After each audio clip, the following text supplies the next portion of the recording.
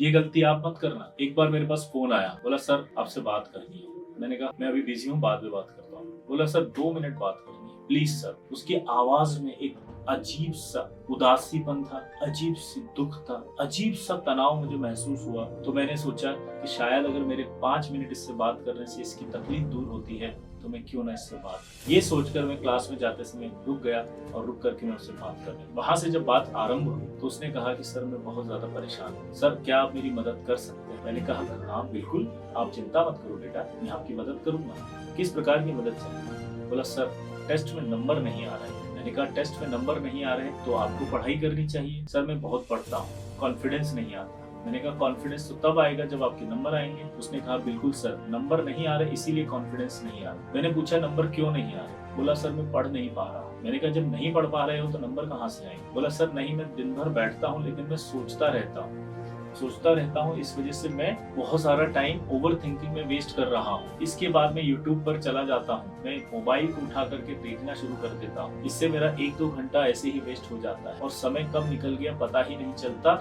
और उसके बाद मुझे रिग्रेट होता है, मुझे डर लगने लगता है, मेरे में अंदर घबराहट होने लगती है, पेरेंट्स की याद आने लगती है। ऐसा लगता है कि हम पेरेंट्स के सपनों को तोड़ रहे हैं, हम पेरेंट्स के सपनों को पूरा नहीं कर पा रहे हैं। मैंने उसे समझाया, मैंने कहा नहीं बेटा ऐसा नहीं है, आप कर सकते हो, आप करो। उसने स्टार्ट किया, पढ़ना शुरू किया, लेकिन ये गलती फिर से बोलूंगा आप मत कर। उसने पढ़ना शुरू किया लेकिन अपने इंटरेस्ट का सब्जेक्ट उठाकर पढ़ना शुरू किया। वो मुझे बार बार बताता रहा कि मैं 10 घंटे पढ़ रहा हूँ, मैं 6 घंटे पढ़ रहा हूँ, मैं 8 घंटे पढ़ रहा हूँ, पर उसने मुझे कभी यह नहीं बताया कि वो क्या पढ़ रहा है। मैंने उससे हमेशा पूछा हाँ सब सही चल रहा है। उसने कहा यस सर सब सही चल रहा है। मैं फिर से बोलूंगा ये गलती आप मत करना। अब उसने जो 6 घंटे पढ़ा उसमें उसने अपने इंटरेस्ट के सब्जेक्ट पढ़े, जिसमें फिजिक्स और मैथ्स बहुत अच्छे से पढ़ रहा था वो।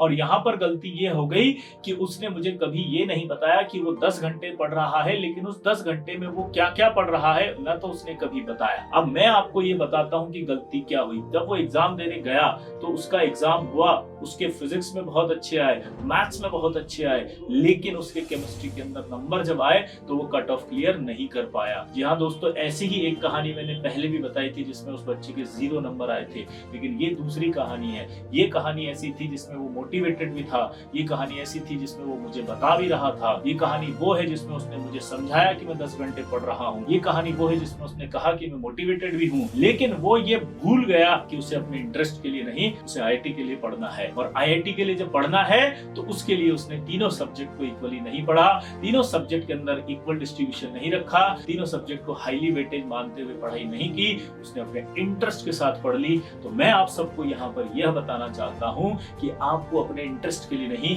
आईआईटी के लिए पढ़ना है।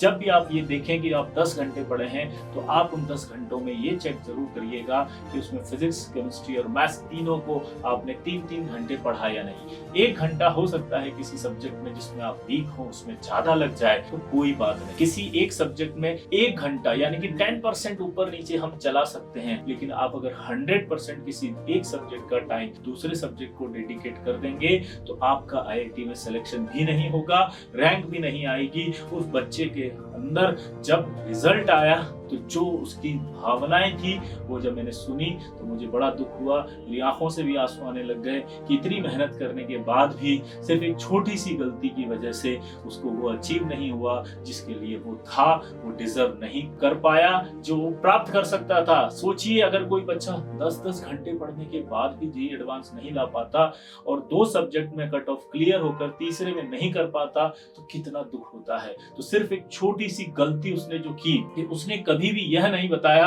या उसने कभी भी यह नहीं सोचा कि वो 10 घंटे कितने सब्जेक्ट को पढ़ा और 10 घंटे में से उसका जो डिस्ट्रीब्यूशन ऑफ आवर्स था वो कितना था। वो आपको हमेशा ध्यान रखना है कि जब आप किसी टीचर को ये बताएं कि मैं आज 10 घंटे पढ़ा, या जब भी आप ये सोचें कि आप 10 घंटे पढ़ें तो आपको उसमें इंक्लूड करना है आज के बाद कि सर मैं 10 घंटे में से 3 घंटे फिजिक्स पढ़ा, 3 घंटे मैथ्स पढ़ा, 3 घंटे केमिस्ट्री पढ़ा, तभी आप अच्छी रैंक ला पाएंगे। और जिस प्रकार की गलती उस विद्यार्थी ने की शायद अब वो ये गलती आप नहीं करेंगे। तो मेरी हाथ जोड़ करके विनती है, जिन भी जेईई एस्पिरेंट मेरी ये स्टोरी सुन रहे हैं वो ऐसी गलती ना करें। अभी हमारे पास बहुत समय है। जब आप पढ़ाई शुरू करें तो आप डिस्ट्रीब्यूशन को सही रखें। 10% डिस्ट्रीब्यूशन ऊपर नीचे हो सकता है, वो आपके वीक सब्जेक्ट में आप ज्यादा दे सकते हैं, लेकिन 100% किसी एक सब्जेक्ट का अगर आप किसी दूसरे सब्जेक्ट को दे रहे हैं तो आप सेटिस्फाइड हो रहे हैं, आप सिलेक्शन नहीं प्राप्त कर सकते। तो हमें सेटिस्फेक्शन नहीं, सिलेक्शन चाहिए। इसलिए आप लोगों से मेरी उम्मीद है कि इस वीडियो के माध्यम से वो गलती आप नहीं करेंगे जो उस विद्यार्थी ने की।